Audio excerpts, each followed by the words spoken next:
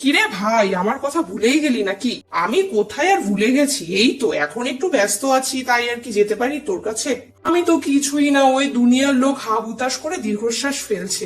আয় ভাই আয় তাড়াতাড়ি। দেখো ভাই, তোমার দুনিয়াটাই তো মেজাজ চটে কুকর্মে পরিপূর্ণ, আমার না যাওয়ার হাজারখানেক কারণ হয়ে দাঁড়িয়েছে। তাই ভাবলে হয়, নিজের কাছ থেকে নিজের লোকটাকে এভাবে দূরে সরিয়ে রাখতে পারে কেউ?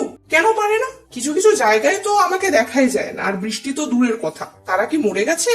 কিন্তু কি জানিস তো, আমার মতো কি আর কাউকে তা পাবি? কেন, মেঘ না দেখতে বৃষ্টি দেখোনি? দেখলেও বেশিরভাগ ক্ষেত্রেই মেঘ রয়েছে, তাই বৃষ্টি হয়। তো সেটাই তো বলছি, আমি না থাকলেও তাকে তো থাকতেই হবে, তাই বলে গোটা দুনিয়াকে ছেড়ে তো দিতে পারি না। কিন্তু মেঘ থেকে বৃষ্টির সৃষ্টি উপভোগ করার দিনকালের অপেক্ষায় আছে সমগ্র দুনিয়া। কারো জন্য কেউই কখনো আটকে যায়নি জীবনে। জীবনে শুধু একটু খানিক আশা নিয়েই কি চলা যায় সারাটা জীবন? আশা, সেটা কম হোক চাই বেশি, আশাহীন চলা বড় জ্বালা। আর কারো জন্য সময় থেমে থাকেনি কখনো। শুধু মানুষেরা ক্ষণিকের সুখের জন্য সমস্ত বর্তমান আর ভবিষ্যৎটাকে নষ্ট করে পরিবেশ বিনাশ করে ফেলেছে। মানুষের সাময়িক আরামের তাগিদে যদি একটা একটা করে পরিবেশের ক্ষতি করে, তাহলে কি করে আমি সূর্যের কাছে সাময়িকভাবে যাব? আমিও তো সেই অসময়ে দেখা দেব। এসে যাস, খুব খারাপ আছে দুনিয়া।